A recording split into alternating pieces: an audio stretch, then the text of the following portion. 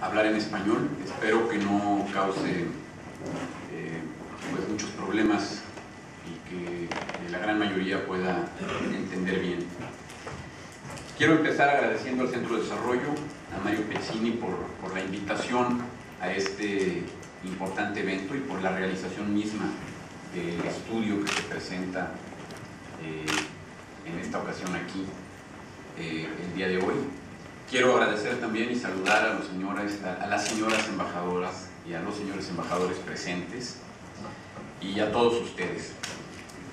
Me han pedido que concentre mi intervención en aspectos relacionados con la experiencia de lo que ha sido el tema de comunicaciones y transportes, y en particular en lo relativo a la logística del estudio, dado que ya se ha platicado mucho de la parte macroeconómica, de la parte financiera al inicio.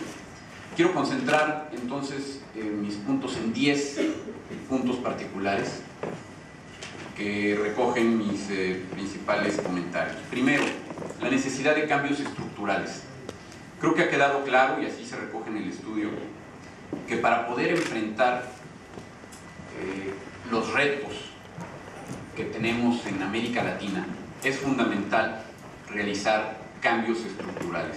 Y no lo digo solamente porque México está actualmente realizando una agenda muy agresiva de cambios estructurales en varios sectores, incluyendo el educativo, incluyendo sectorialmente telecomunicaciones, energía, servicios financieros, sino lo digo también por la necesidad de adoptar criterios de eficiencia en todos los sectores posibles, en todo el accionar del aparato gubernamental, adoptar criterios de mercado, de apertura a las inversiones y, por supuesto, algo que se recoge en el documento, captar mayores recursos fiscales, que es fundamental para poder desarrollar infraestructura que nos va a llevar a tener una mejor respuesta en términos de logística. Entonces, dejo este primer punto en la necesidad de avanzar en mayor productividad, y para ello la mejor receta son reformas estructurales. Segundo, avanzar en la industrialización y tecnificación. Creo que es necesario mover las estructuras productivas de las regiones hacia un escenario de mayor componente tecnológico, es decir, hacia arriba en las cadenas globales de valor, como lo señala el estudio. Trabajo que realiza actualmente la Organización para la Cooperación y el Desarrollo Económicos, que tiene que ver con comercio y valor agregado, el llamado TIVA por sus siglas en inglés, o las cadenas globales de valor, resulta de la mayor importancia. Y para ello, pues hay que escoger los sectores y hay que tener acciones integradas, es decir, no solo basta con facilitar las inversiones sectoriales, sino también pensar estratégicamente en que se cuente con carreteras, con puertos, con aeropuertos de carga, con ferrocarriles que permitan que se desarrolle la actividad deseada al menor tiempo posible y con la mayor eficiencia posible. Me voy a referir más adelante también a los centros multimodales. Creo que son de la mayor importancia, de los puntos más importantes que recoge el estudio. Tercero, aumento en eficiencia y calidad de transporte. Ya entrando en los temas, resalto un par de frases que contiene el estudio que creo que son, a mí me llamaron mucho la atención, son impactantes. La OCDE estima que mejoras en logística podrían ayudar a mejorar la productividad laboral en aproximadamente 35% en la región de América Latina. Y otra frase, los gastos de logística entre Estados Unidos y sus socios comerciales representan en promedio el doble de los costos arancelarios, y para Latinoamérica esto es casi 9 veces superiores. Esto nos muestra el escenario, el contexto en el que nos encontramos y la necesidad de invertir fuertemente en aumentar la eficiencia y calidad del transporte. Los costos de fletes son elevados, particularmente en trayectos intrarregionales. Y por supuesto, si logramos reducir los costos logísticos, vamos a poder posicionar a los países latinoamericanos dentro de las cadenas globales de valor, al mismo tiempo que lograremos impulsar a las pequeñas y medianas empresas, dado que son estas las que más sufren por los altos costos de transporte y los asociados a la logística en general. Punto número 4, Ya en cuanto a las propuestas que contiene el estudio para reducir los costos de transporte y entrando en infraestructura en general, se señala que se requeriría aproximadamente 5.5% del Producto Interno Bruto en inversiones en infraestructura para cerrar el gap que se tiene en la región latinoamericana. Esta es una cifra muy importante, muy alta, muy elevada. Hay que tomar en cuenta que en la OCDE el promedio de inversión en infraestructura está alrededor de 3.3-3.5%.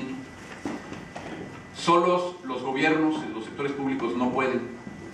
Por ello es importante abrir a esquemas de asociación privada. México ha hecho esto, lo venía haciendo ya desde los 90s. En el año 2012, inicio de 2012, se aprobó una ley de asociaciones público-privadas que concentra en un solo instrumento toda la legislación aplicable a este tipo de esquemas, da mayor certidumbre legal, aborda temas relacionados con solución de conflictos, incluye la posibilidad de que empresas privadas presenten lo que se conoce como solicitudes o propuestas no solicitadas, en donde el gobierno las recoge, las evalúa y si cumple con lo establecido en la legislación las puede hacer suyas, cuidando en todo momento que no haya, por supuesto, conflicto de interés. Recalco en este punto la necesidad de planear y priorizar bien las inversiones.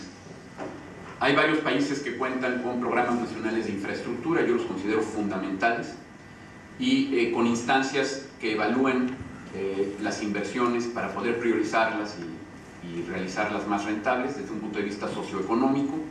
Por supuesto, no debería haber inversión pública que no pase un filtro estricto de inversión socioeconómica y priorización. Y también resalto el fortalecimiento institucional. Yo siento que América Latina requiere de un fortalecimiento explícito en materia de la regulación, los reguladores, y pueden ser secretarías o órganos reguladores específicos. Muchas veces se otorga un permiso, se otorga una concesión de infraestructura, el operador realiza las inversiones y opera, pero luego falta dar la supervisión y el seguimiento adecuado. Entonces debería ser un tema que todos los gobiernos recojan. Es una de las recomendaciones del estudio que yo sin duda encuentro de las más importantes. Un tema que no encontré que abordar el estudio, que considero fundamental, es los derechos de vía. En particular en América Latina, varias inversiones se truncan o se retrasan a nivel de los tres órdenes de gobierno, federal, estatal y municipal, porque no hay un marco claro de adquisición de derechos de vía. Se puede tener el mejor plan, pero si a la hora de la ejecución no se puede encontrar la liberación de la tierra o el acceso a la tierra, no tenemos nada. Quinto punto, en cuanto a mejores carreteras, creo que es importante tener también una estrategia muy clara, no solamente desarrollar tramos por aquí, tramos para allá, por allá, o desarrollar lo que nos aprueben, es decir, un año 5 kilómetros, al año siguiente otros 5 kilómetros de una ruta, y así nos podemos llevar 10 años en lo que se moderniza una vía. Hay que tener un objetivo y una estrategia clara. En el caso de México, mapeamos el país, lo mallamos en ejes longitudinales y ejes transversales que van de norte a sur y de este a oeste. Escogimos 15 de estos ejes en los últimos años, y el gobierno focalizó sus inversiones a la ampliación de la infraestructura en estos ejes. Todo siempre con el objeto de volver a México una plataforma logística que permita mover los bienes de mejor manera. Y doy un ejemplo simplemente. El eje Mazatlán-Matamoros, que va del Océano Pacífico al Océano Atlántico, en la frontera con Estados Unidos. Antes un camión podía hacer 20 horas antes de la modernización de este eje. Con inversiones muy importantes que se dieron a lo largo de todo este eje en los últimos 10 años, se permitió disminuir a cerca de 12 horas este trayecto importante. Y también, como señala el estudio, cada hora o cada día que se gane de trayecto de transporte representa una mejora importante en productividad. Entonces, en carreteras también es importante seguir haciéndolas o construyéndolas con sistemas inteligentes, los llamados ITS, con ayudas de las tecnologías de la información y comunicación. Pensar también en pasajes o peajes integrados a otros servicios multimodales, como se señala en el estudio, Y un tema que, si bien recoge el estudio, yo le pondría también la máxima prioridad, tiene que ver con el mantenimiento de la infraestructura. Muchas veces se construye y luego, entre los órdenes de gobierno, que a quien le corresponde dar el mantenimiento, y el operador privado, tenemos al operador privado, al gobierno federal, estatal y municipal, y el mantenimiento pasa a segundo plano. En las negociaciones presupuestarias siempre, por lo menos es la experiencia de mi país, se da prioridad a hacer una obra nueva, a llevar así sea pequeña, en vez de destinar los recursos necesarios para mantenerlo. Y lo que sucede es que a la larga cuesta más rehacer la carretera que haberle destinado lo necesario para el mantenimiento. Entonces, también aquí tiene que ver la coordinación entre los 3 niveles de gobierno y pensar no solo en los ejes longitudinales y transversales, sino que además, como un cajón separado, pero consistente con este, pensar en diferentes ramales y toda la estrategia de proyectos que permitan llevar infraestructura a las zonas que más lo requieren para combatir la pobreza.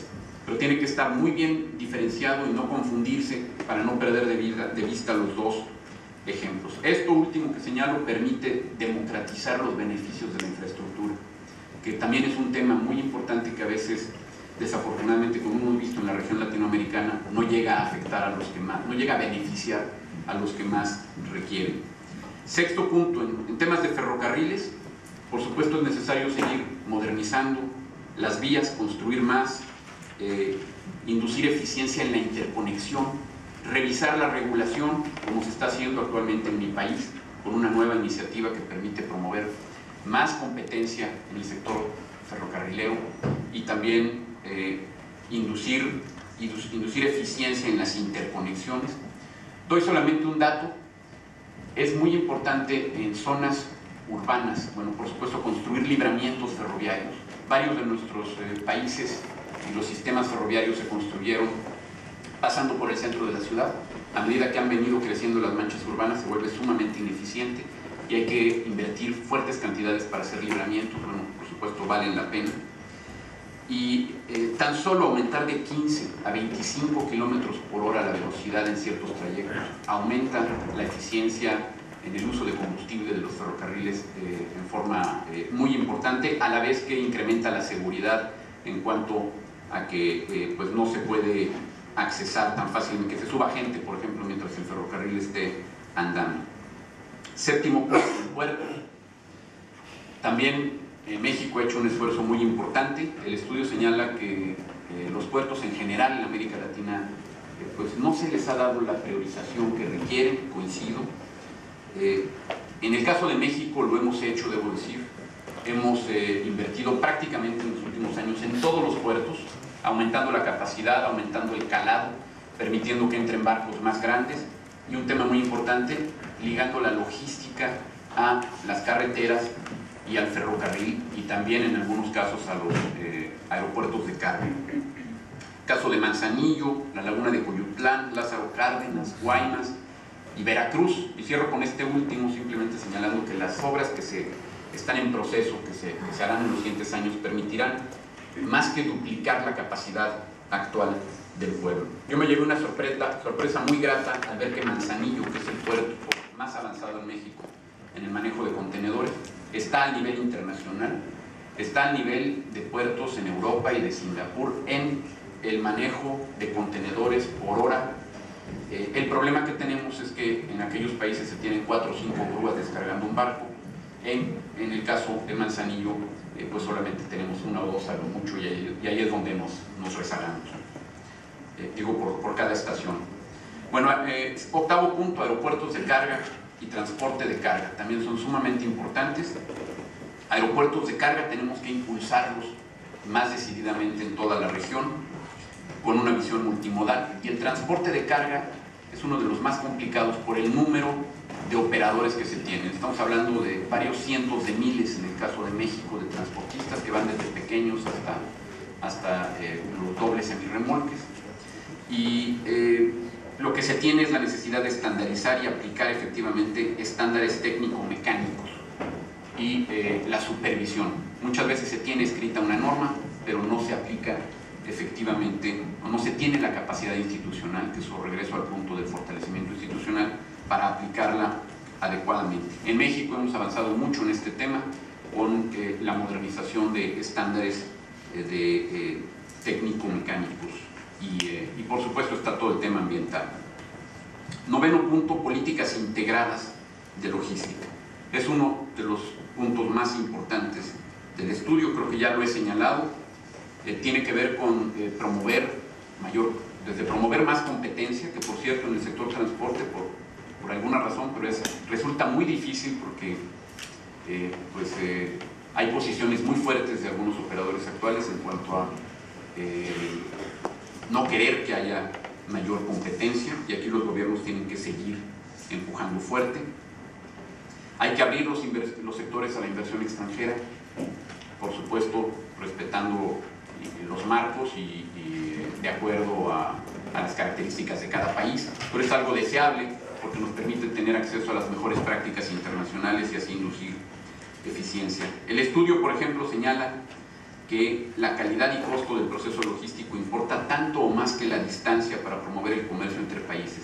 Y aquí es el ejemplo que decía: un retraso de un día adicional en un país promedio equivale a hacer que el país se distancie de sus socios comerciales en 70 kilómetros. O sea, un día más que lleve pasar todos los trámites aduanales en un puerto, por ejemplo, equivale a 70 kilómetros de distancia. Entonces ahí tenemos un dato duro que debe guiar la labor de política pública. Una gran recomendación del estudio: la logística debe incluirse como factor tanto o más importante que la política comercial. Totalmente de acuerdo. Hemos hecho varios países, incluyendo el mío, un esfuerzo importante de apertura, de firma de tratados internacionales. Tenemos México 44 tratados con 44 países, hemos desgravado aranceles. Lo que hace falta, y ahora hablo en toda la región latinoamericana, es también tener una estrategia, una política de Estado en cuanto a la promoción de la logística. Me llamó la atención encontrar que en Uruguay se tiene un Instituto Nacional de Logística, un tema muy interesante que valdría la pena profundizar para ver si se replica en otras latitudes. También se señala que la disminución de costos de logística aumenta la competitividad de las economías y permite que se exporte más, mientras que los costos de logística representan entre 15 y 18% para las grandes empresas, para las pymes representa el 42%. Este es el tema de permitir un incremento en la competitividad de las pymes. Y finalmente, punto número 10, cierro con la integración regional. Es fundamental seguir avanzando. Hay diversos ejemplos de integración regional. Yo diría, en el caso de México, hemos participado muy fuerte en el proyecto mesoamericano que va de Puebla a Panamá, con más de 13,000 kilómetros en total de carreteras y obras que se han venido modernizando, que incluye, en el caso de México, desde Puebla, Coatzacoalcos, Ocosocuautla y llegando a Tapachula, pero se sigue por el tema del Pacífico. Hay también interoceánicos, como el que va en el istmo de Tehuantepec en México, de Salina Cruz a Coatzacoalcos, que se ha invertido mucho. Y es un esfuerzo permanente que tenemos que seguir avanzando. Incluye también aspectos de logística, de coordinación de transporte, el tema aduanal, en donde se ha venido avanzando también mucho en la disminución de los tiempos. México cuenta con una ventanilla única de comercio exterior que permite justamente agilizar estos trámites. Y otro ejemplo es la Alianza del Pacífico, que ya se señalaba, en donde países Perú, México, Chile y Colombia han hecho grandes avances al respecto. Ahí tenemos muchos países observadores, ojalá pueda seguir creciendo la alianza. Y cierro señalando un tema muy rápido: la necesidad de tener mayor interconexión energética. Es muy importante, a la luz de los resultados dados a conocer por la Agencia Internacional de Energía, en cuanto a que América del Norte va a estar mucho mejor posicionado que Asia y Europa en los siguientes años, de aquí al 2030-2040, en cuanto a costos de gas natural y de electricidad. En la medida que podamos seguir interconectando Norteamérica con Centroamérica y Sudamérica, vamos a poder hacer que todo el continente tenga esta ventaja competitiva y puedan atraer industrias intensivas en energéticos para seguir desarrollándose. Muchas gracias.